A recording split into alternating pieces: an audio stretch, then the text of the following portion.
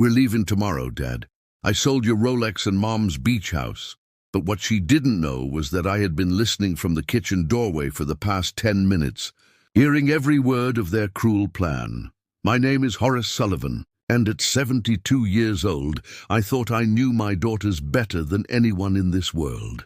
I've spent the last 45 years building a modest but comfortable life here in San Ramon, California, running Sullivan's hardware store on Main Street. My late wife, Margaret, and I raised 2 girls who couldn't be more different from each other. But I never imagined that one of them would betray me so completely. It was a Tuesday evening in October, and the autumn air carried the scent of burning leaves through the open windows of my modest 2-story home on Elm Street. I had just finished my usual dinner of leftover pot roast, Margaret's recipe that I still follow religiously even 3 years after her passing, when I heard voices coming from the living room. At first, I thought it was just the television. But then I recognized my daughter Jessica's voice, followed by her husband Derek's unmistakable nasal tone. The old man won't even notice until we're already in Cabo, Derek was saying with that smug laugh of his that had always made my skin crawl. By then, we'll have enough cash to disappear for months. I pressed myself against the kitchen wall, my heart pounding so hard I was afraid they might hear it. Through the crack in the door, I could see Jessica pacing nervously in front of the fireplace, her designer heels clicking against the hardwood floor that Margaret and I had installed ourselves 30 years ago. I don't know, Derek. This feels wrong. What if he finds out before we leave? Jessica's voice carried a tremor of uncertainty, but there was something else there. Greed, perhaps, or desperation.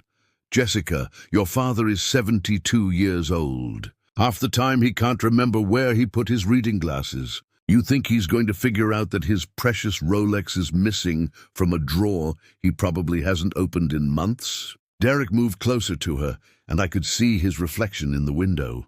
His perfectly styled hair and expensive suit were a stark contrast to my daughter's obvious anxiety.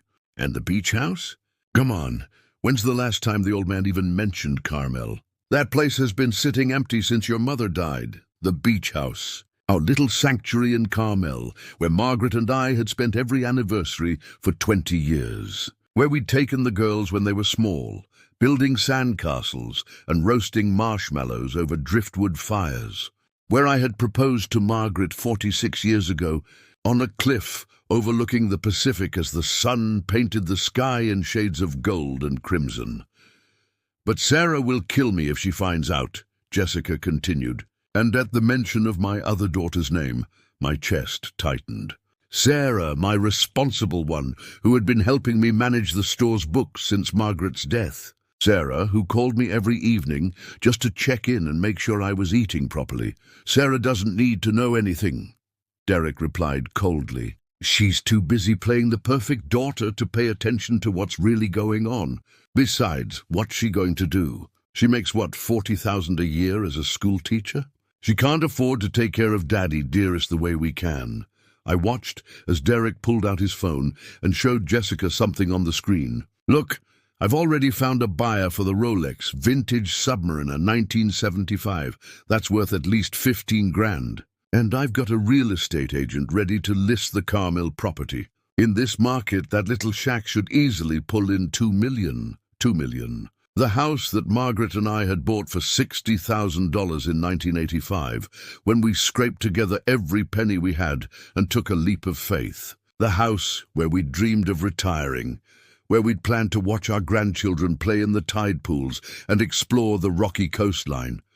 What about Dad's business? Jessica asked, though her voice had lost most of its earlier hesitation. Derek scoffed. That dinosaur of a hardware store? Jessica, your father is stuck in 1985. Home Depot and Lowe's have been eating his lunch for years. The kindest thing we could do is put him in a nice assisted living facility and sell that property to someone who can actually make money with it. The blood in my veins turned to ice. Assisted living. They weren't just planning to steal from me. They were planning to warehouse me away like some inconvenient piece of furniture. The Sunset Manor place looks nice, Jessica said. and I could hear her trying to convince herself as much as Derek. They have activities and meal service, and it's 5,000 a month, which we can easily afford once we liquidate his assets, Derek interrupted. Trust me, sweetheart, your father will thank us eventually. He's too proud to admit he can't take care of himself anymore, but we're doing him a favor. I had heard enough. My hands were shaking as I quietly backed away from the door and made my way upstairs to my bedroom. The wooden steps creaked under my weight, the same creaks that had announced my daughter's midnight adventures when they were teenagers, the same creaks that had woken Margaret and me on countless nights when one of them had a nightmare and needed comfort. In my bedroom, I sat heavily on the edge of the bed that Margaret and I had shared for over 4 decades. Her pillow still held the faint scent of her lavender perfume, though I knew that was probably just my imagination holding on to something that time should have erased long ago. On the nightstand sat our wedding photo, 2 young people with their whole lives ahead of them, completely unaware of the joys and sorrows that awaited them. I opened the top drawer of my dresser and stared at the empty space where my father's Rolex had lived for the past 30 years. Dad had given it to me when I graduated from San Jose State with my business degree, back when the world seemed full of endless possibilities. A man needs a good watch, Horace, he told me. Time is the most valuable thing we have, and we should never take it for granted. The irony wasn't lost on me. My time was running out, and my own daughter was literally stealing it from me. I pulled out my phone with trembling fingers and scrolled through my contacts until I found Sarah's number. My thumb hovered over the call button for several long moments. What would I tell her? How could I explain that her sister, her own flesh and blood, was planning to betray our entire family?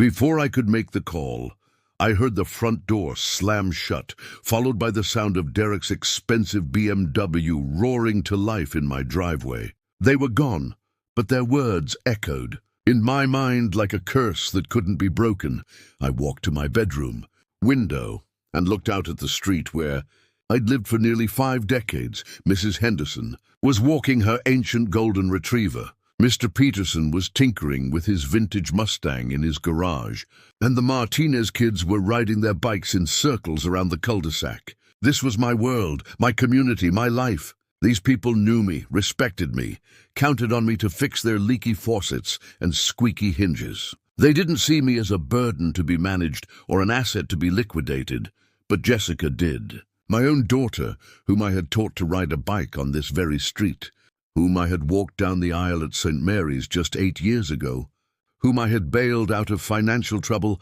more times than I could count. She saw me as nothing more than an obstacle standing between her and an early retirement in Mexico.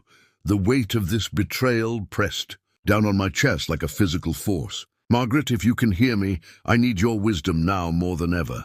How did we go so wrong with Jessica? How did we raise a daughter who could be so callous, so calculating? I thought about the will that sat locked in my safe downstairs, the document that currently split everything equally between both daughters. Jessica didn't know that I had been considering changes lately, not because I loved her any less, but because Sarah had shown such dedication to keeping the family business alive.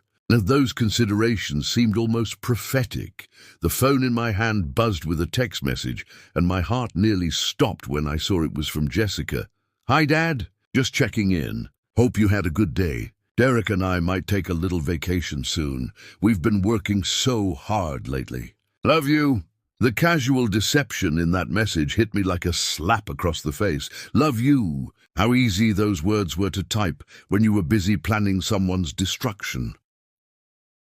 I set the phone aside and walked to my bedroom closet, where Margaret's clothes still hung exactly as she had left them. Sometimes, when the loneliness became too overwhelming, I would bury my face in one of her sweaters and pretend, just for a moment, that she was still here to help me navigate the complexities of family and aging and loss. "What would you do, Maggie?" I whispered to the empty room. "How do you fight back when the enemy is your own child?" Outside my window, the sun was setting behind the hills that surrounded San Ramon, painting the sky in brilliant oranges and purples. It was the kind of sunset that Margaret would have called me over to see, the kind of moment that made all of life's struggles seem temporarily insignificant. But tonight, even nature's beauty couldn't lift the darkness that had settled over my heart. I made a decision in that moment, sitting alone in the bedroom where I had loved and laughed and grieved with the woman of my dreams. Jessica and Derek thought they were dealing with a confused old man who would roll over and accept whatever fate they chose for him. They were about to learn just how wrong they were. Tomorrow I would call my lawyer. Tomorrow I would visit the bank and check on all of my accounts. Tomorrow I would begin the process of taking back control of my life and my legacy. But tonight I would grieve not just for the daughter I thought I knew, but for the family that Margaret and I had tried so hard to build, and for the trust that had been shattered beyond any hope of repair. As darkness settled over San Ramon, I remained by the window, watching the familiar streetlights flicker to life one by one. Somewhere out there, Jessica and Derek were probably celebrating their clever plan, toasting their future wealth with expensive wine while counting down the hours until their escape to Mexico. They had no idea that their victim was about to become their greatest adversary. The game, as they say, was just beginning. Hey everyone, if you're enjoying this story so far, please take a moment to hit that like button and subscribe to our channel for more incredible true stories that will keep you on the edge of your seat. I didn't sleep that night. How could I? Every time I closed my eyes, I heard Derek's cold laughter and Jessica's weak protests echoing through my mind. By 5 a.m, I gave up any pretense of rest and made my way downstairs to the kitchen, where the early morning light was just beginning to filter. Through the curtains that Margaret had sewn herself 20 years, Ego the coffee maker gurgled to life, the same ancient Mr. Coffee machine that had been brewing my morning cup since the Clinton administration. Margaret used to tease me about my refusal to upgrade, but there was something comforting about the familiar ritual, the reliable rhythm of water heating and coffee dripping. This morning, though, even that small comfort felt hollow. I sat at the kitchen table with my steaming mug and opened my laptop. A Christmas gift from Sarah 2 years ago that I had grudgingly learned to use for managing the store's inventory and ordering supplies. My fingers, stiff from arthritis and decades of manual labor, moved slowly across the keyboard as I logged into my bank account. What I saw made my stomach drop. The checking account that should have contained nearly $8,000 showed a balance of $312. $312. I stared at the screen, certain there had to be some mistake, some computer error that would explain this impossible number. But as I scrolled through the recent transactions, the ugly truth revealed itself in a series of automated withdrawals. J. Sullivan, authorized user, 2500. J. Sullivan, authorized user, 1800. J. Sullivan, authorized user, 3200. The dates went back over the past 6 weeks, small amounts at first, then growing bolder as Jessica tested whether I was paying attention. I had added Jessica as an authorized user on my accounts 5 years ago, during Margaret's final illness, when I needed help managing bills while spending 18-hour days at the hospital. It was meant to be temporary, a practical solution during a family crisis. I had simply never gotten around to removing her access, trusting my own daughter to respect the boundaries of that responsibility. That trust had cost me nearly $8,000. My hands shook as I checked my savings account, the one that contained my emergency fund, the money I had been setting aside for unexpected medical expenses or home repairs. Another devastating revelation. $15,000 missing, withdrawn in larger chunks over the past month. The pattern was clear now. Jessica and Derek hadn't just stumbled upon the idea of robbing me blind. They had been systematically draining my accounts for weeks. Preparing for their grand finale, the phone rang, startling me from my discovery. Sarah's name appeared on the caller ID, and for a moment I considered not answering. How could I tell my responsible daughter that her sister was a thief? How could I burden her with this family catastrophe? "Good morning, Dad," Sarah's cheerful voice came through the speaker. "You're up early. I was just calling to remind you that I'll be by this afternoon to help with the quarterly tax forms. Sarah, I started, then stopped. The words seemed too big, too terrible to speak out loud. Dad, you sound strange. Are you feeling okay? I looked around my kitchen, at the ceramic fruit bowl that Margaret had made in a pottery class, at the refrigerator covered with yellowing photos of family vacations and school graduations, at the calendar where Margaret used to mark important dates in her careful handwriting. This room had been the heart of our home, the place where we had shared thousands of meals and conversations and quiet moments. Now it felt like a crime scene. "I need to tell you something, sweetheart, but not over the phone. Can you come by this morning instead? Before you go to school?" The concern in Sarah's voice was immediate. "Of course, Dad. I'll be there in 20 minutes. Should I stop and get breakfast from Murphy's? Murphy's Diner, Margaret's favorite place for weekend breakfast, where old Mr. Murphy still remembered exactly how she liked her eggs, and always saved her the corner booth with the best view of the mountains." "That would be nice," I managed to say. "Get me the usual." After hanging up, I printed out my bank statements and spread them across the kitchen table like evidence in a court case. The numbers told a story of systematic betrayal, of a daughter who had looked at her aging father and seen not a person to love and protect, but a resource to exploit. 23 minutes later, Sarah's Honda Civic pulled into my driveway.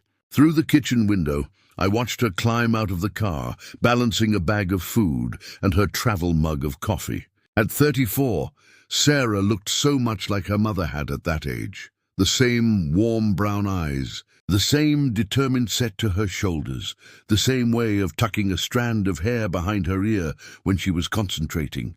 She had inherited Margaret's teaching instincts too. For the past 8 years, she'd been molding young minds at San Ramon Elementary, earning a fraction of what Jessica made in her marketing job, but finding a satisfaction that money couldn't buy. Sarah lived in a small apartment across town, drove a car that was old enough to vote, and still managed to save enough money to help me with groceries when she thought I wasn't looking. "Dad, you look terrible," were her first words as she entered the kitchen. She set the food bag on the counter and immediately came to put her hand on my forehead, checking for fever, the same way Margaret used to do.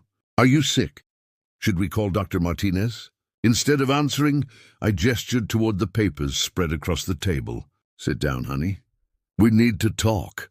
Sarah's expression shifted from concern to confusion as she looked at the bank statements. I watched her face change as the reality of what she was seeing sank in, the color draining from her cheeks, her mouth opening in silent shock. "Dad, I don't understand." "These withdrawals, they're all from Jessica's card. But why would she need this much money? And why wouldn't she ask you first?" The innocence in her question nearly broke my heart. Even confronted with undeniable evidence, Sarah's first instinct was to find an explanation that didn't require her to believe the worst about her sister. I told her everything then, about the conversation I had overheard, about the stolen Rolex, about the plans to sell the Carmel house and put me in assisted living. With each revelation, Sarah's expression grew more horrified, more disbelieving. "No," she whispered when I finished. "No, Dad, there has to be some mistake. Jessica would never. She couldn't." I heard them, Sarah, with my own ears. Derek was showing her real estate listings on his phone. "They're planning to leave for Mexico tomorrow." Sarah stared at the bank statements as if she could will the numbers to change, to reveal some innocent explanation that would restore her faith in her sister. When she finally looked up, tears were streaming down her face. "How could she do this to you, to us? You've given her everything. Paid for her wedding, helped with her down payment, bailed her out when Derek's business was failing. How could she repay you like this?" The pain in my daughter's voice was almost worse than discovering the theft itself. Sarah had always looked up to Jessica, had admired her older sister's confidence and success. This betrayal wasn't just destroying my relationship with Jessica, it was shattering Sarah's understanding of who her sister really was. "What are we going to do?" Sarah asked, wiping her eyes with the back of her hand. I reached across the table and took her hands in mine. They were small and soft, teachers' hands that had comforted countless children and helped them learn to read and write and dream. We're going to fight back. Over breakfast, though neither of us had much appetite, I outlined my plan.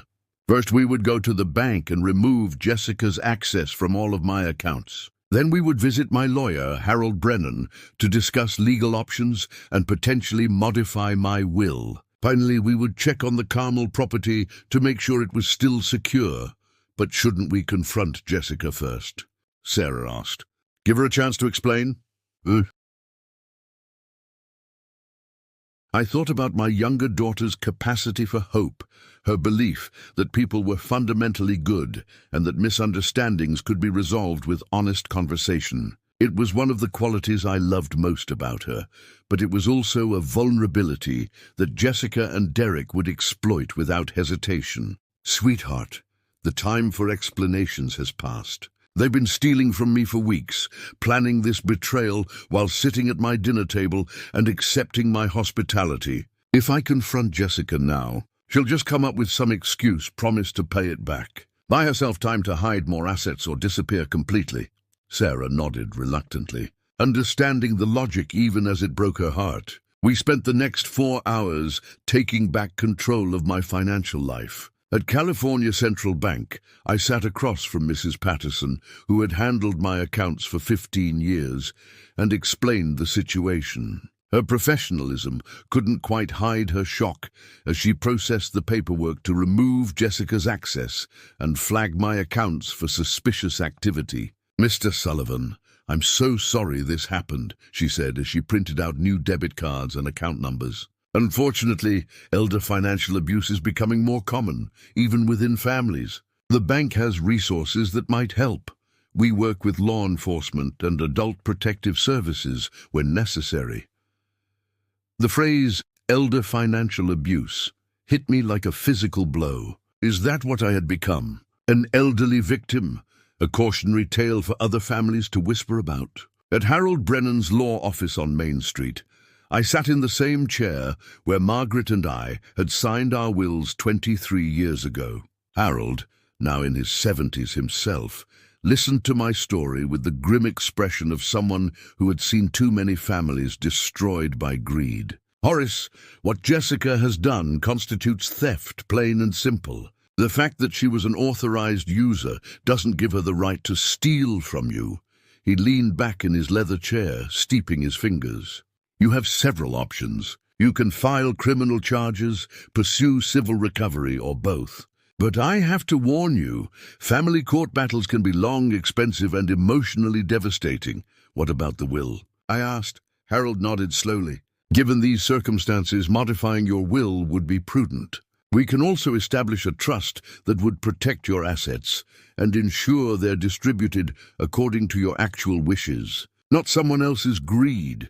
By the time we left Harold's office, I felt like I'd aged another 10 years. The legal paperwork was in motion, but the emotional weight of what lay ahead was crushing. I was about to wage war against my own daughter, and there would be no winners in this battle. Sarah drove us to Carmel in her Honda, taking the winding highway that I had traveled so many times with Margaret. The Pacific Ocean stretched endlessly to our left, its surface sparkling in the afternoon sun, but I couldn't enjoy the beauty that had once brought me such peace. The beach house sat on a bluff overlooking Carmel Bay, a modest 2-bedroom cottage that had been our escape from the world for 20 years. As we pulled into the driveway, my heart sank. There was a lockbox on the front door, the kind that real estate agents use to show properties. Dad, look. Sarah pointed to a sign that had been planted in the front yard. Coastal Properties, coming soon. I sat in the passenger seat, staring at the house where I had proposed to Margaret, where we had celebrated our anniversaries, where we had dreamed of growing old together. Jessica had already put our sacred place on the market, reducing 40 years of memories to a commodity to be sold to the highest bidder. "I'm going to kill her," Sarah said quietly, and the fury in her voice was so unlike my gentle daughter that it startled me. We walked around the property, checking windows and doors, but everything appeared secure. The real estate agent hadn't actually listed it yet. The sign was premature, probably Derek's way of pressuring potential buyers. But the violation felt complete nonetheless. As we stood on the deck watching the sunset paint the ocean in shades of gold and crimson, I made a silent promise to Margaret. This house, our house, would not be sold to fund Jessica's retirement in Mexico. Whatever it took, whatever battle I had to fight, I would protect the legacy we had built together. "Dad," Sarah said softly, "what if we're too late? What if they've already done something we can't undo?" I put my arm around my daughter's shoulders and pulled her close. "Then we'll deal with that too. But I promise you, Sarah, I'm not going down without a fight. Your mother didn't raise a quitter, and neither did I." As darkness fell over the Pacific, we drove back to San Ramon in comfortable silence, both of us lost in thought. Tomorrow would bring new challenges, new revelations, new battles to fight. But for tonight, I felt something I hadn't experienced since overhearing that terrible conversation. Hope.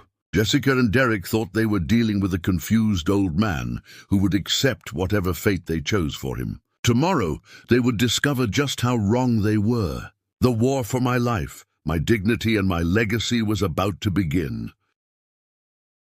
Before we continue, I'd love to know, where are you listening to this story from? Are you at home driving or somewhere else? Let me know in the comments. The next morning, I woke up at 4:30 a.m. with a knot in my stomach that felt like it might never untangle. Today was the day Jessica and Derek planned to disappear to Mexico with my life savings. Today was the day I would confront my daughter with the devastating truth of what she had become.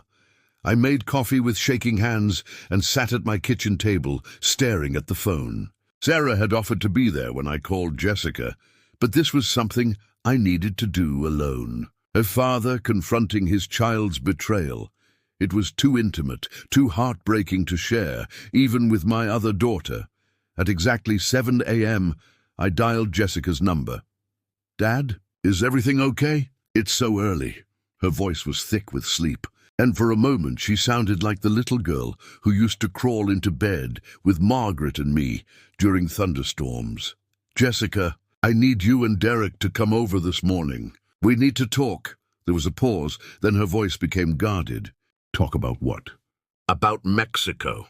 About my Rolex. About the $23,000 you've stolen from my bank accounts over the past 6 weeks." The silence that followed was deafening. I could hear her breathing on the other end of the line, could almost feel her panic radiating through the phone. "Dad, I don't know what you're talking about. Even now, even caught red-handed, she was going to lie to me. 1 hour, Jessica. Both of you. Don't make me call the police to bring you here." I hung up before she could respond. 57 minutes later, Derek's BMW pulled into my driveway with a screech of tires. Through my living room window, I watched them argue in the front seat, Jessica gesticulating wildly while Derek's face grew darker with anger. When they finally emerged from the car, Jessica looked like she'd been crying, but Derek's expression was pure calculation. He was already planning his next move. I opened the front door before they could knock. Jessica pushed past me without making eye contact, but Derek paused in the doorway, his expensive cologne mixing with the scent of fear sweat. "Horace, I think there's been some kind of misunderstanding," he began in his smoothest sales voice. "The only misunderstanding," I replied, "is how I managed to raise a daughter who could look me in the eye every day while robbing me blind." In the living room, Jessica had collapsed into Margaret's favorite armchair, the one I'd reupholstered myself after the cancer treatments had left it worn and faded. Seeing her there in that sacred space felt like another violation. "Dad, please let me explain," she began, tears streaming down her face. But these weren't tears of remorse. They were tears of someone who'd been caught and was desperately searching for an escape route. I pulled out the bank statements and dropped them on the coffee table between us. "Explain this." Explain how you justified stealing from your own father. Derek stepped forward, his mask of respectability finally slipping. Now wait just a minute, old man. Jessica is an authorized user on those accounts. Technically, she didn't steal anything. Technically. The word came out as a roar that surprised all of us. My wife is dead, Derek. My body is falling apart. My friends are dying one by one, and my own daughter is counting down the days until she can ship me off to a nursing home and sell everything her mother and I built together. And you want to talk about technicalities? Jessica flinched as if I'd slapped her. Dad, we weren't going to put you in a home. We were going to... I heard you. My voice was quiet now, deadly calm. I heard every word. The assisted living facility, the real estate agent, your vacation in Cabo that was going to last for months. I heard Derek laugh about how I wouldn't even notice my father's watch was missing. The color drained from Derek's face. He hadn't expected this, hadn't planned for the possibility that his victim might actually fight back. You put a lockbox on my beach house, I continued, my voice breaking despite my efforts to stay strong.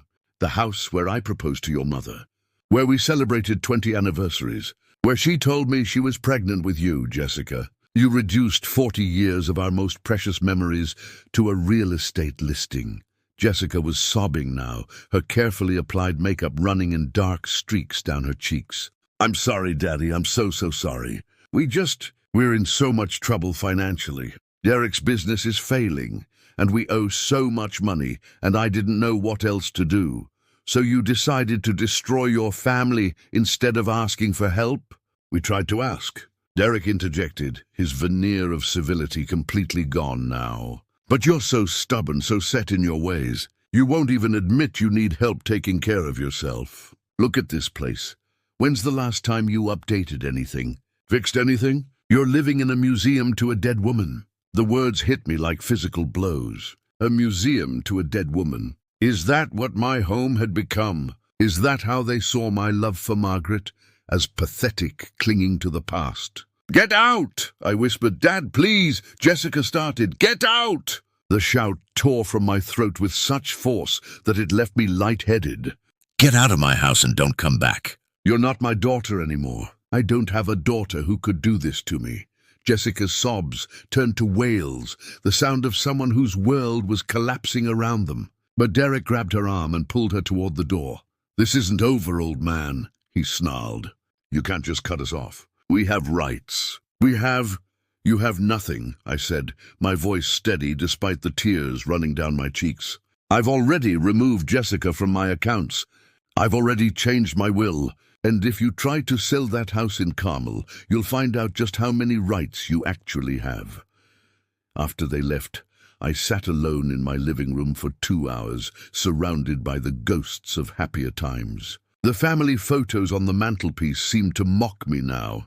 Images of birthday parties and holidays and graduations, all of them lies. Had Jessica been planning this even then? Had she looked at those Christmas mornings and seen dollar signs instead of love? The phone rang, and Sarah's name appeared on the caller ID. Dad, I just got a call from Jessica. She's hysterical. She says you disowned her. Please tell me that's not true. I closed my eyes, feeling every one of my 72 years settling into my bones like lead weights. She made her choice, Sarah. She chose money over family. She chose Derek over her father. She chose to break my heart rather than ask for my help. But Dad, she's my sister. She's your daughter. People make mistakes. This wasn't a mistake. My voice was flat, emotionless. I had no tears left to cry. This was a calculated betrayal that's been going on for weeks. She looked me in the eye every day while stealing from me.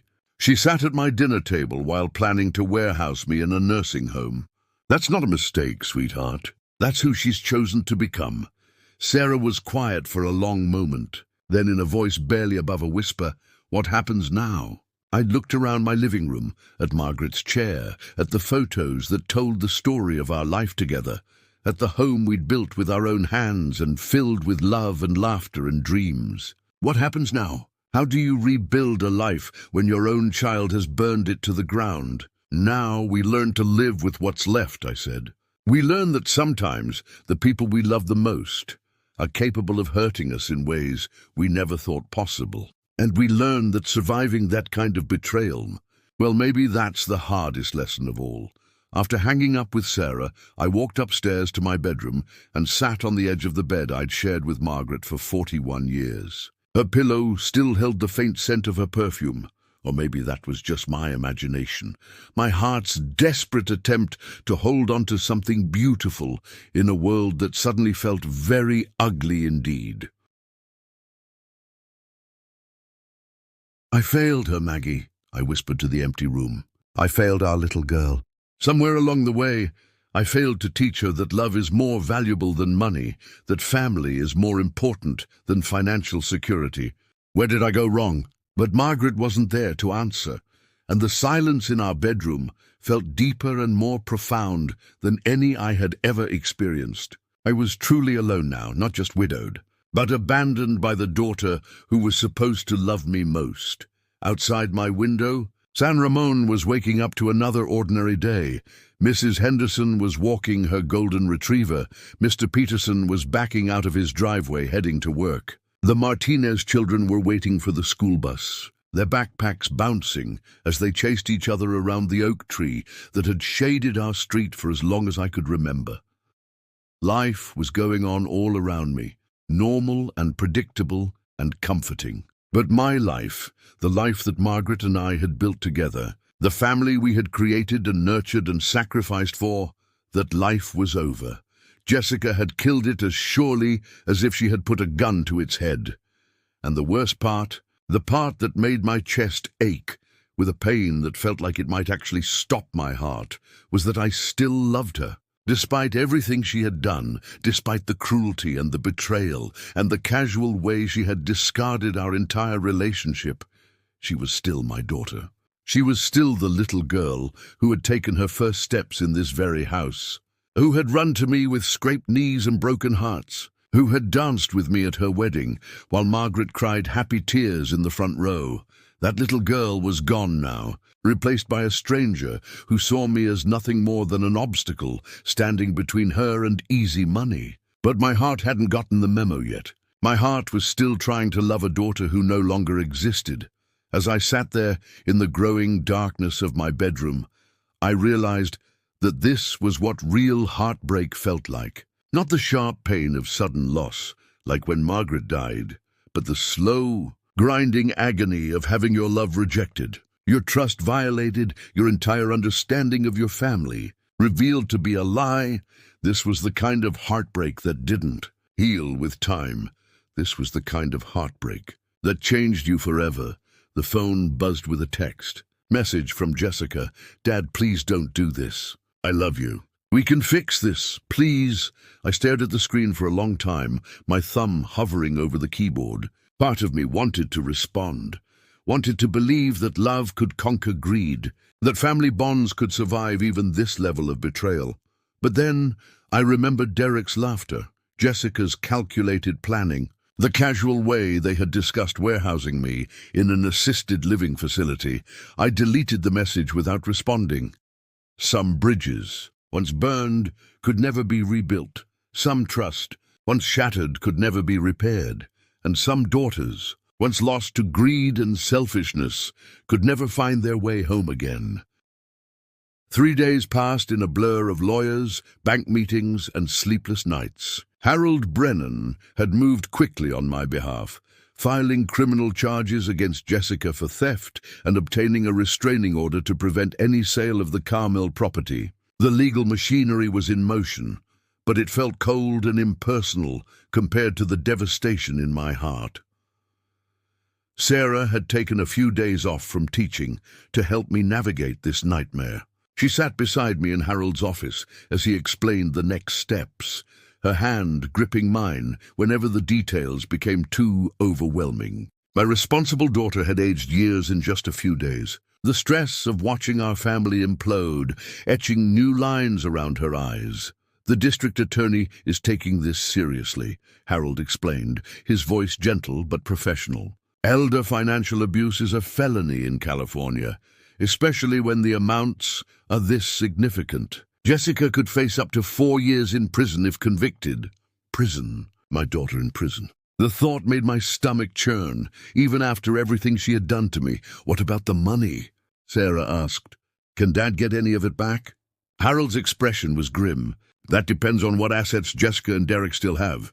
Unfortunately, if they've already spent or hidden the money, recovery becomes much more difficult. As if summoned by our conversation, Harold's secretary knocked on the door. Mr. Brennan, there's a woman here who says she's Mr. Sullivan's daughter. She's quite distraught.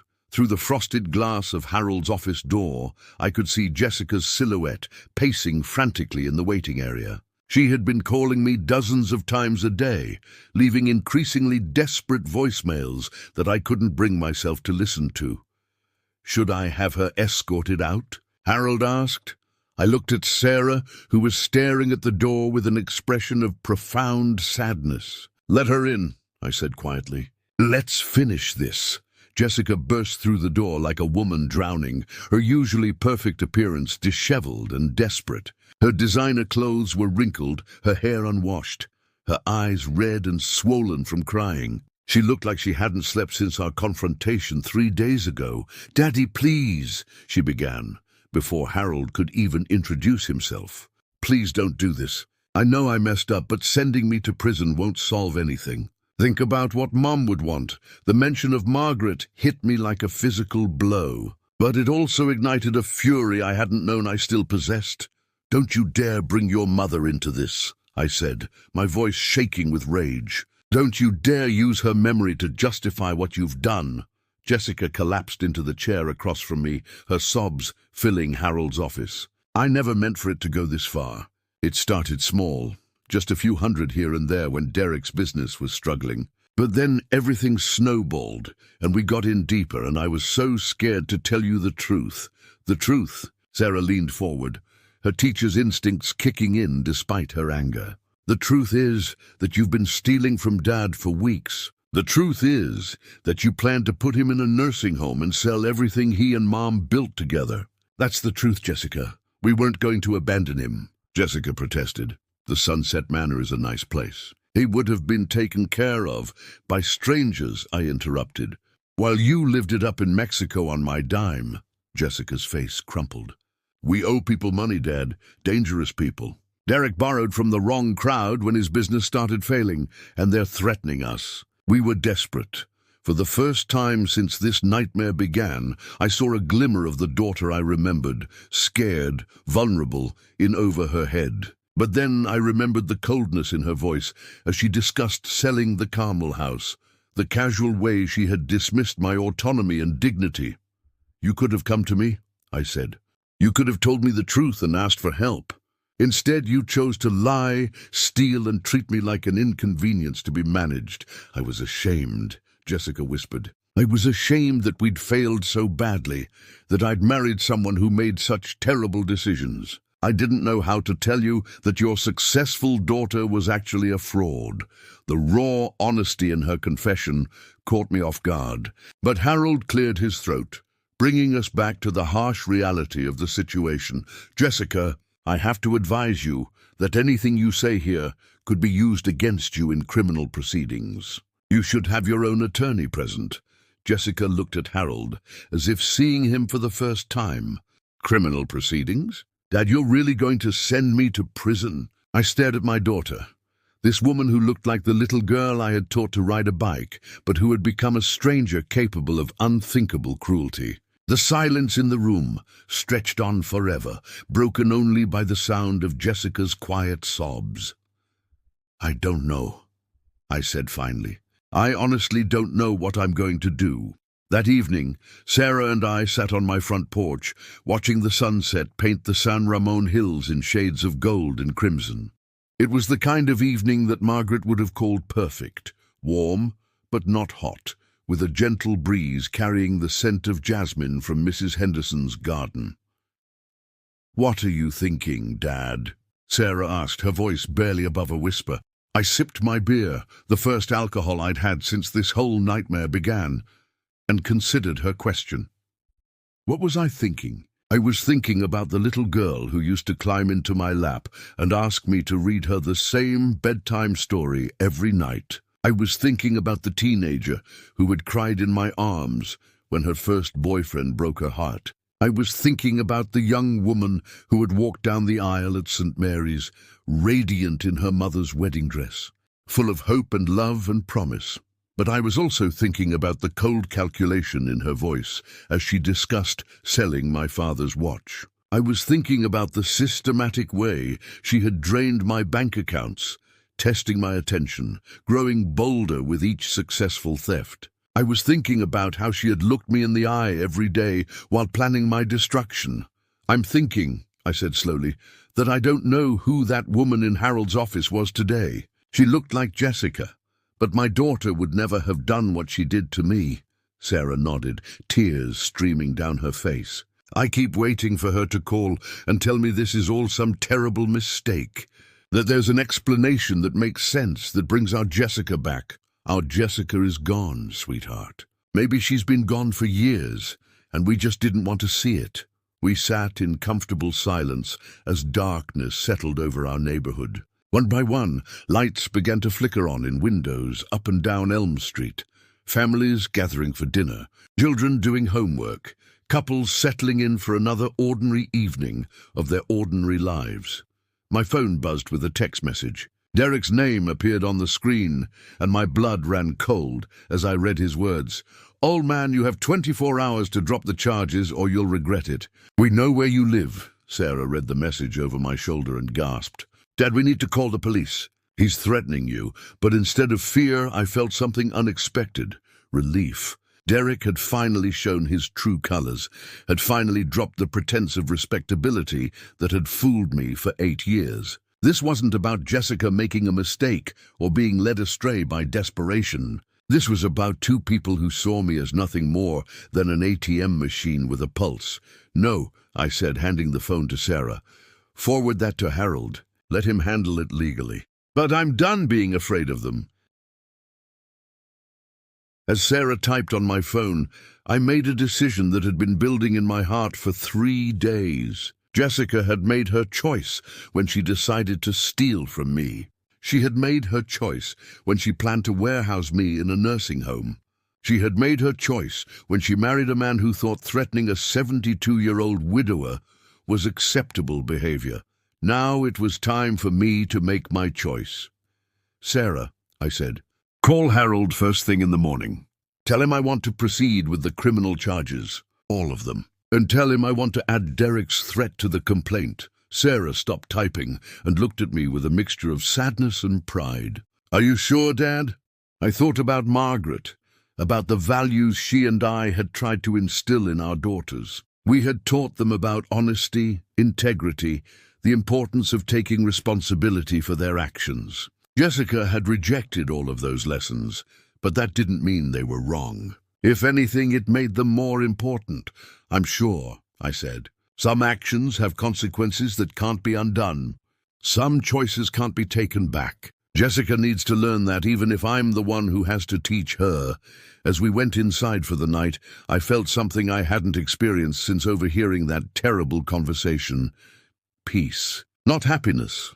I wasn't sure I would ever feel truly happy again. But peace in knowing that I was doing the right thing, even if it was the hardest thing I had ever done in my life. "Margaret," I thought as I turned off the porch light, "if you can hear me, I hope you understand. I hope you know that I'm not doing this out of cruelty or revenge. I'm doing this because the little girl we raised deserves better than what she's become. Maybe consequences will help her find her way back to who she used to be. Maybe it's not too late for our daughter to remember who she really is. But if it is too late, if Jessica is truly lost to us, then at least she won't be able to hurt anyone else the way she's hurt me." As I climbed the stairs to the bedroom I had shared with Margaret for 41 years, I realized that this was what growing old really meant. Not the aching joints or the failing memory or the increasing dependence on others. It meant watching the people you love most become strangers. It meant learning that the family you thought you knew was largely an illusion. It meant discovering that your own child was capable of cruelties you never could have imagined. But it also meant finding strength you didn't know you possessed. It meant standing up for yourself when everyone expected you to roll over. It meant choosing justice over family loyalty when the two couldn't coexist. Tomorrow, the legal machinery would grind forward. Tomorrow, Jessica would have to face the consequences of her choices. Tomorrow, Derek would learn that threatening an old man wasn't the power play he thought it was. Tonight, though, I would grieve for the daughter I had lost, the family that had been shattered, and the innocence that could never be recovered. Tonight, I would say goodbye to the life I thought I had been living and prepare to build something new from the ashes of betrayal.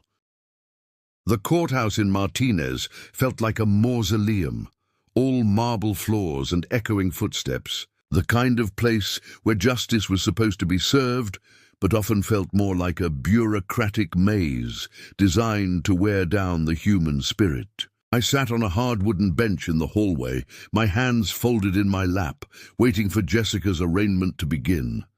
Sarah sat beside me, her teacher's bag clutched tightly in her hands. She had taken another day off work, something that would normally worry her given how little substitute teacher pay she received, but family crisis trumped financial concerns. My responsible daughter had been my anchor through this nightmare, handling phone calls with lawyers, organizing paperwork, and holding my hand when the weight of what we were doing threatened to crush me. "You don't have to watch this, Dad," Sarah said quietly. "We could wait outside or even go home. Harold can call us when it's over." I shook my head. "I need to see this through. I need to look her in the eye when she hears the charges read aloud."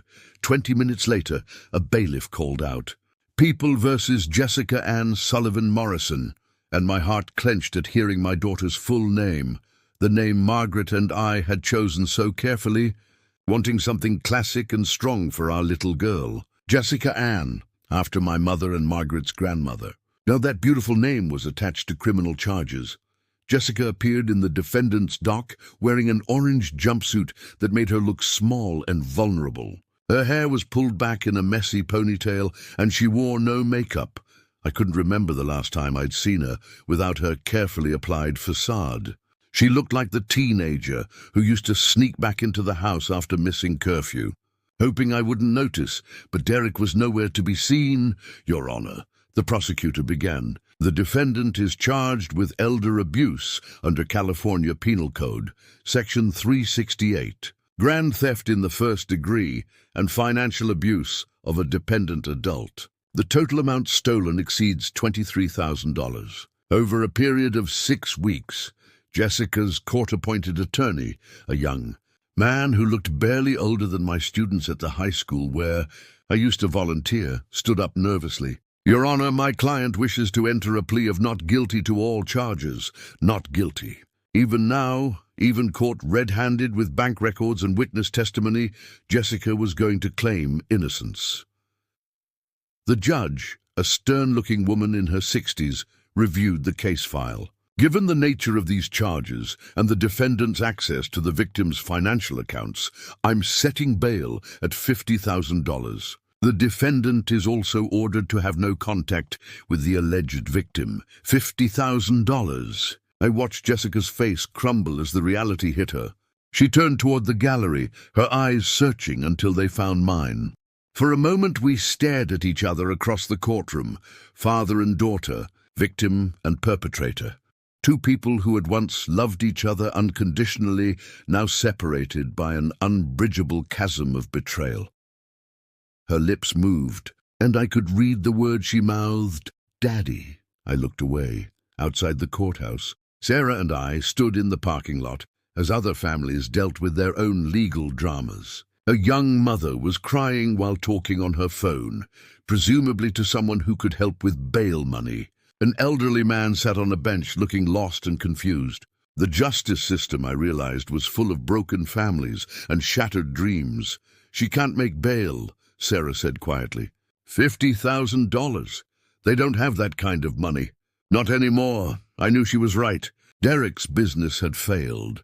They owed money to dangerous people, and now their access to my accounts had been cut off. Jessica would sit in county jail until her trial, surrounded by strangers, sleeping on a thin mattress, eating cafeteria food. My daughter. In jail. Maybe we should... Sarah started, then stopped herself. What? Nothing. It's just seeing her like that. She looked so scared, Dad. I understood Sarah's conflict. Despite everything Jessica had done, she was still our family. Still the little girl who had made us breakfast in bed on Mother's Day, who had cried when our dog Max died, who had danced at her wedding, while Margaret and I watched with tears of joy. But she was also the woman who had systematically robbed me, who had planned to warehouse me in a nursing home, who had married a man who thought threatening senior citizens was acceptable behavior. "Where's Derek?" I asked, suddenly realizing his absence was significant. Sarah pulled out her phone and scrolled through news apps. After a few minutes, her face went pale. "Dad, you need to see this." She handed me the phone, and I read the headline that made my blood run cold. Local business owner flees country amid elder abuse investigation.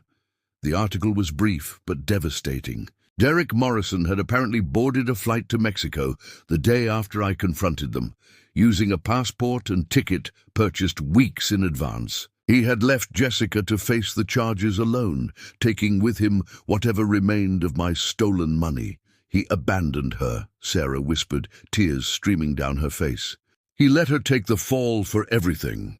I thought about my son-in-law, this man I had welcomed into my family, who had called me Dad at family dinners, who had shaken my hand at Christmas and promised to take care of my daughter.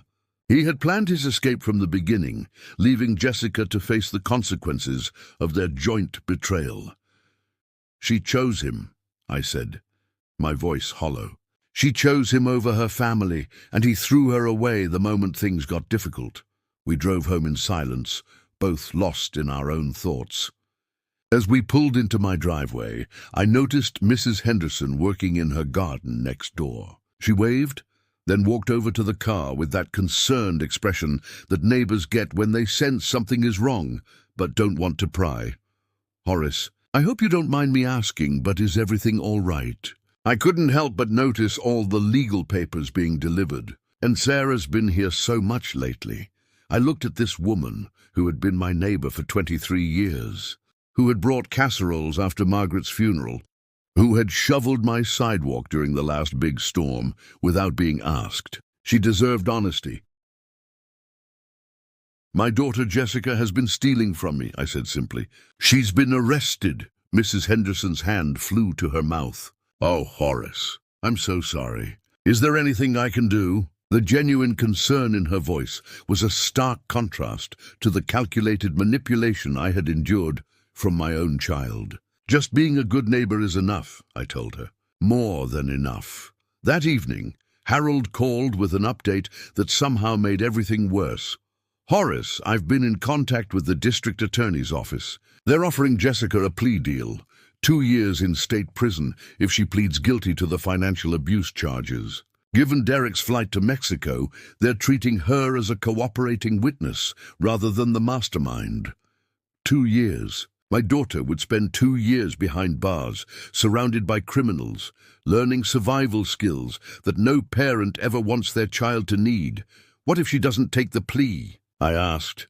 "If this goes to trial and she's convicted on all charges, she could face up to 6 years. The prosecutor is being generous because of Derek's abandonment and because you're her father. They understand this is a family matter, as if that made the betrayal less devastating, the theft less criminal, the planning less calculated. Horace, there's something else," Harold continued. "Jessica's attorney contacted me today. She wants to see you. She's asking if you'll visit her in jail." I closed my eyes, feeling every one of my 72 years settling into my bones like concrete. What would be the point? I don't know. Maybe she wants to apologize. Maybe she wants to explain. Maybe she just wants to see her father one more time before she accepts the consequences of what she's done. After hanging up with Harold, I sat in my living room surrounded by the ghosts of happier times. The family photos on the mantelpiece seemed to mock me.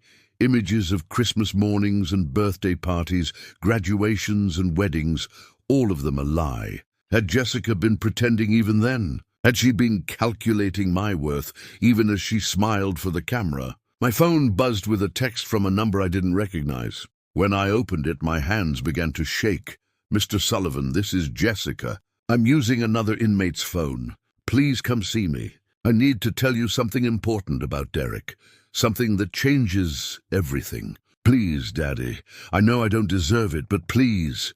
I stared at the message for a long time, my thumb hovering over the delete button. What could she possibly tell me that would change anything? What explanation could justify the systematic theft, the planned abandonment, the casual destruction of our family? But then I thought about Margaret, about the woman who had loved our daughters unconditionally, who had believed in second chances and the power of forgiveness. What would she want me to do? I looked at our wedding photo on the mantelpiece. Two young people full of hope and dreams, completely unaware of the heartbreak that awaited them 46 years later. Margaret's smile was radiant, trusting, full of love for the future we would build together. "What would you do, Maggie?" I whispered to the empty room. "Would you go see her? Would you listen to what she has to say?" But Margaret wasn't there to answer, and the silence in my living room felt deeper and more profound than any I had ever experienced. I was truly alone now. Not just widowed, but abandoned by the daughter who was supposed to love me most. Outside my window, San Ramon was settling into another ordinary evening. Lights were coming on in houses up and down Elm Street, families gathering for dinner and homework and bedtime stories. Normal life continuing all around me while my world lay in ruins. I made a decision that I knew Margaret would approve of, even if it broke my heart all over again. Tomorrow, I would visit my daughter in jail. Tomorrow, I would listen to whatever she had to tell me about Derek and their betrayal. Tomorrow, I would look into the eyes of the child I had raised and try to find some trace of the little girl who used to climb into my lap and ask me to read her bedtime stories. But I wouldn't go there expecting forgiveness or reconciliation. I would go there to say goodbye. Some betrayals cut too deep to heal. Some trust, once broken, could never be repaired. And some daughters, once lost to greed and selfishness, could never truly come home again. The San Ramon County Jail smelled of industrial cleaner and desperation. I sat in the visiting area, separated from the inmates by thick plexiglass, waiting for Jessica to appear. Sarah had offered to come with me, but I told her this was something I needed to do alone. Some conversations between a father and daughter are too intimate, too painful to share with anyone else. When Jessica finally shuffled in wearing her orange jumpsuit and handcuffs, I barely recognized her.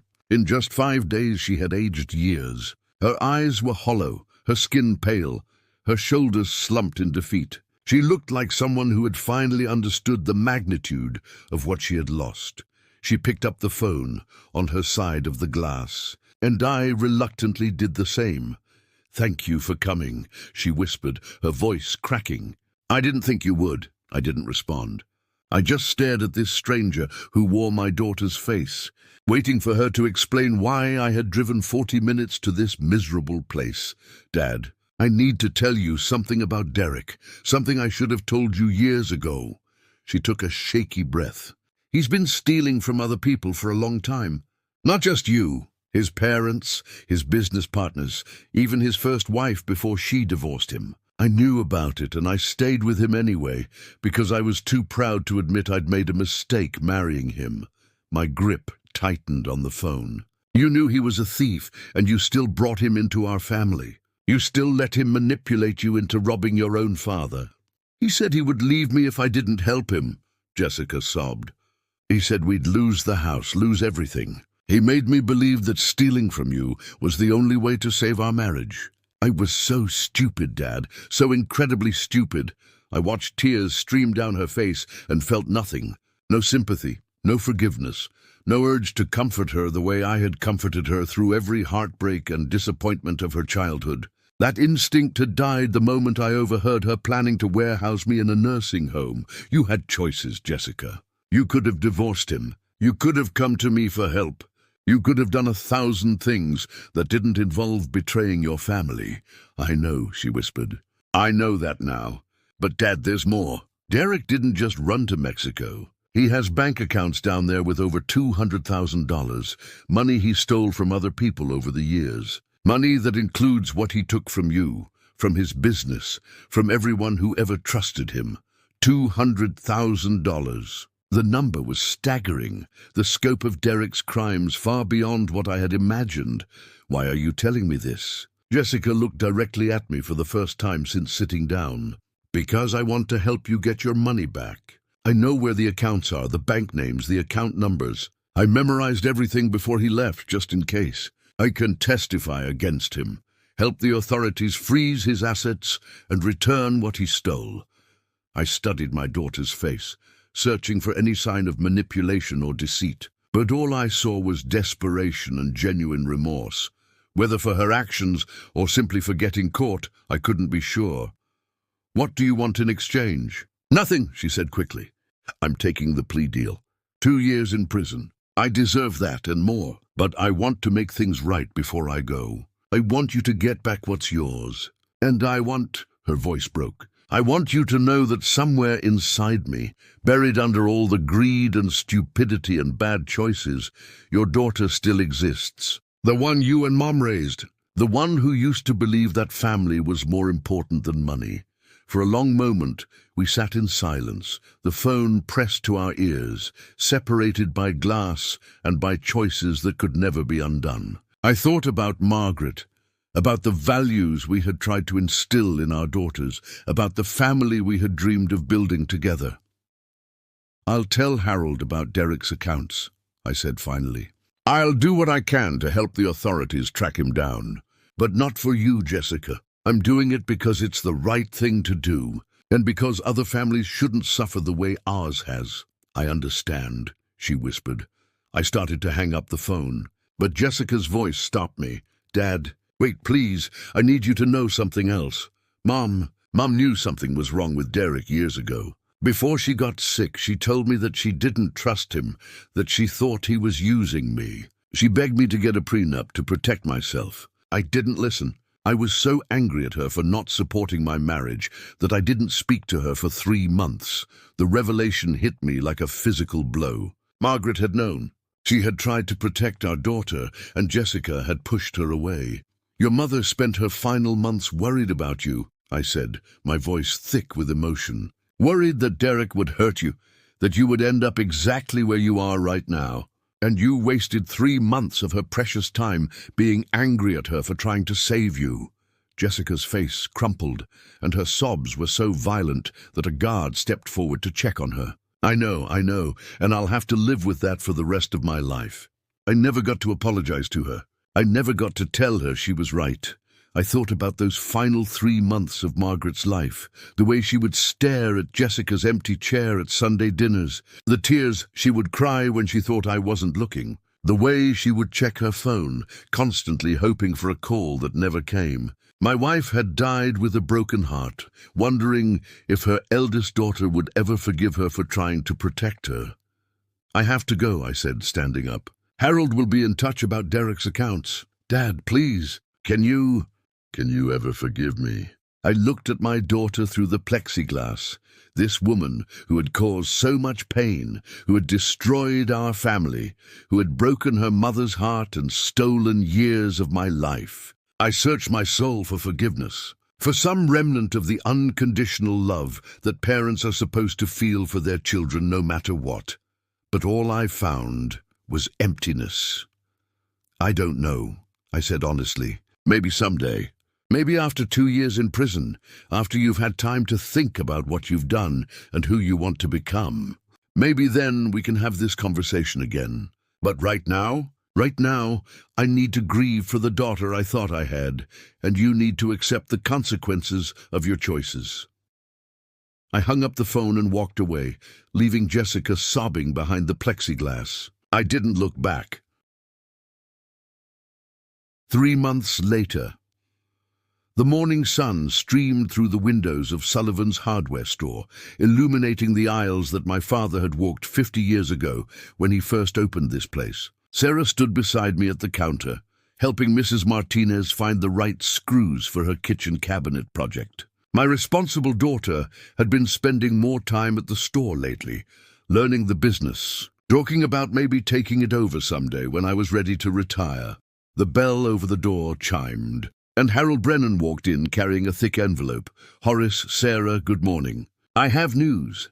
We moved to the back office, where I poured coffee into Margaret's favorite mugs, the ones she had insisted on keeping here so we could share morning breaks together when she stopped by the store.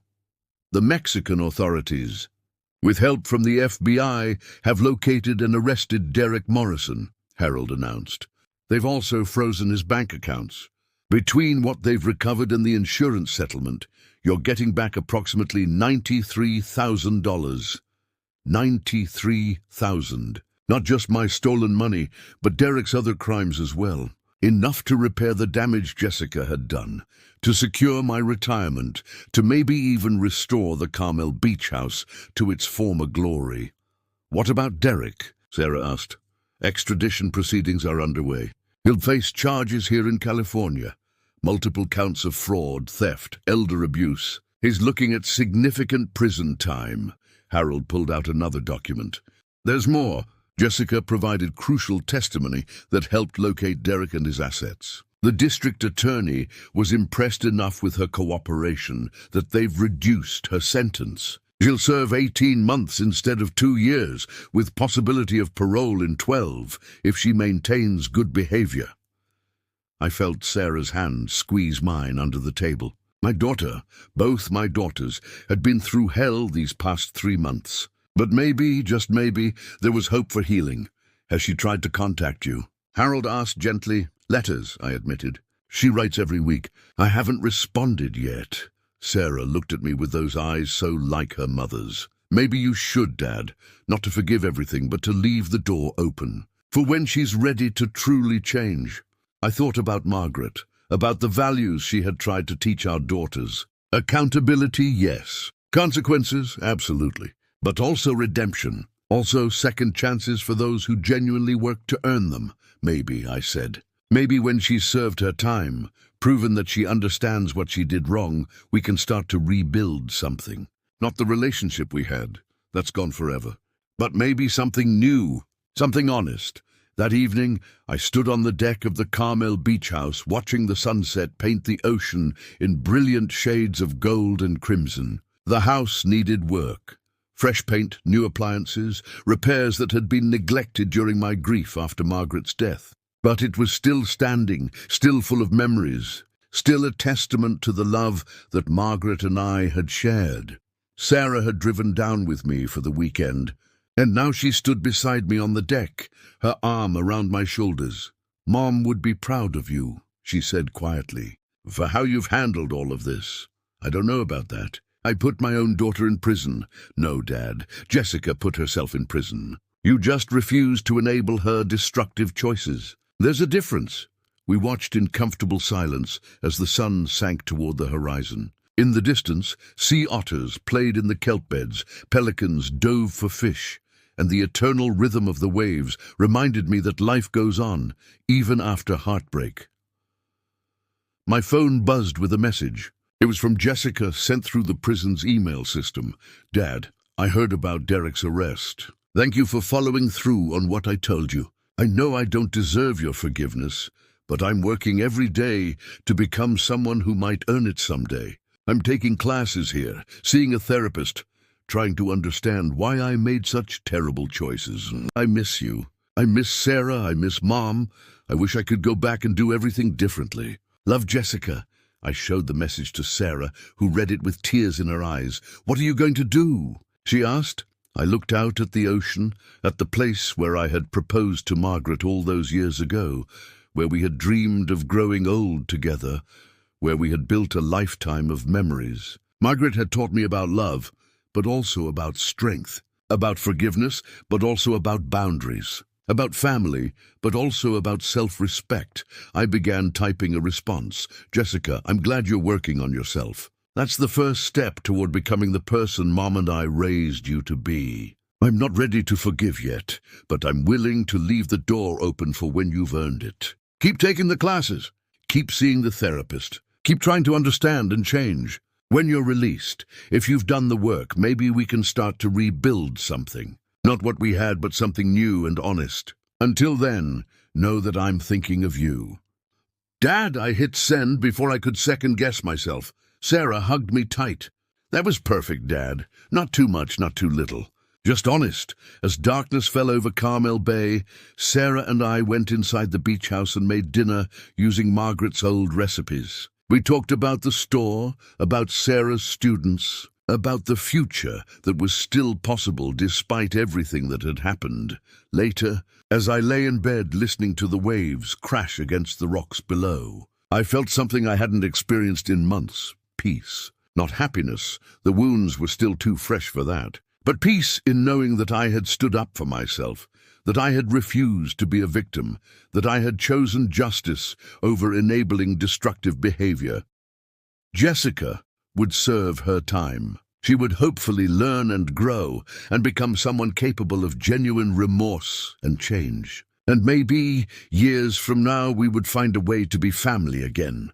Not the family we were, but something new built on honesty and respect, rather than obligation and manipulation. Derek would face his own justice, his own consequences for decades of theft and betrayal. He had thought he was clever, escaping to Mexico while letting Jessica take the fall. But his greed and arrogance had been his downfall, and I would continue living, continue running the hardware store, continue honoring Margaret's memory. Continue building a relationship with Sarah that was deeper and more honest than ever before. Continue learning that being 72 years old didn't mean being helpless or naive, or ready to be discarded. It meant being wise enough to know when to fight, back strong enough to set boundaries even with the people you love, and brave enough to rebuild a life from the ashes of betrayal. As I drifted off to sleep, I felt Margaret's presence in the room, not literally, but in the values she had instilled in me, in the love she had shown me, in the strength she had modeled through her final illness. She would have handled this crisis with grace and wisdom, with firm boundaries and open doors for genuine redemption. I hoped I had done her proud. Tomorrow would bring new challenges, new healing, new opportunities to build something meaningful from the ruins of what had been lost. But tonight, surrounded by memories of love and hope, in the house where our greatest dreams had been born, I finally allowed myself to believe that maybe, just maybe, I would be okay. Not today, not tomorrow, but someday, and that was enough. I stood in the prison parking lot, watching as Jessica walked through the gates toward freedom. She had served 14 months, earning early release through good behavior and completing every program available to her. She looked different now, older, humbler, with eyes that had seen the consequences of her choices. Sarah stood beside me, nervous energy radiating from her. She had maintained contact with Jessica throughout her incarceration, slowly rebuilding their sister relationship through letters and monthly visits. Jessica stopped a few feet away, as if uncertain whether she was allowed to come closer. "Hi, Dad," she said quietly. "Hello, Jessica." We stood there awkwardly for a moment. Then Jessica pulled an envelope from her pocket. "I have something for you. I've been working in the prison kitchen, saving every cent I earned. It's not much, only $800, but it's a start toward paying back what I stole." I took the envelope, feeling the weight of those hard-earned bills. $800 out of 23,000 stolen. It would take years at this rate. But it was a beginning. "Thank you," I said. "I also have something else." She pulled out a small photo album.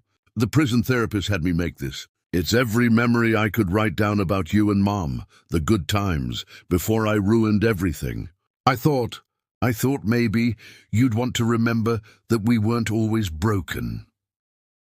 I opened the album and saw pages filled with Jessica's handwriting, describing family vacations and holiday dinners and ordinary moments that had seemed insignificant at the time, but now felt precious beyond measure. "I'm not asking you to forget what I did," Jessica continued, tears streaming down her face. "I'm not asking you to forgive me right away. I just want you to know that I remember who we used to be, and I'm spending every day trying to become someone worthy of being your daughter again. I looked at this woman who had caused me so much pain, who had stolen from me and betrayed me and broken my heart. But I also saw traces of the daughter I remembered, the one who had been kind and loving before greed and a toxic marriage had corrupted her. It's going to take time, I said honestly. Years, probably. But if you're willing to do the work, to prove that you've really changed, then maybe we can find our way to something good again, Jessica nodded, understanding that this wasn't forgiveness, but it was hope. Sarah stepped forward and hugged her sister, and slowly, carefully, I joined them. The three of us stood there in the parking lot of San Ramon County Jail, a family that had been shattered but was taking its first tentative steps toward healing.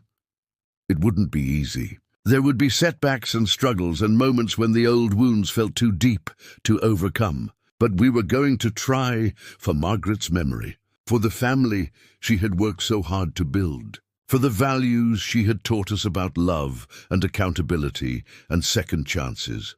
As we drove away from the prison, Jessica sat in the back seat and asked, "How's the beach house?" "Beautiful," Sarah answered. "Dad's been fixing it up. It's almost like it used to be. I'd like to see it someday," Jessica said quietly. "If that's okay," I met her eyes in the rearview mirror. "Maybe someday. When you've earned it." She nodded, accepting the boundary without argument. We had a long road ahead of us, but we were walking it together, and that was more than I had hoped for a year ago when everything fell apart. "Margaret," I thought as we drove toward home through the California hills, "I hope you're watching. I hope you know that we're going to be okay. Not perfect, but okay. And maybe that's all any family can really hope for." The sun was setting behind us, painting the sky in brilliant oranges and purples, the kind of sunset Margaret used to call God's artwork. It felt like a blessing, like permission to hope again, and for the first time in over a year, I allowed myself to believe that maybe our story wasn't over. Maybe it was just beginning. Thank you so much for following Horace's journey. If this story touched your heart, please hit that like button and subscribe to our channel for more emotional, real-life stories that remind us of the strength of the human spirit. Your support means everything and helps us bring more powerful stories to you. Until next time, remember, it's never too late to stand up for yourself, and it's never too late for redemption.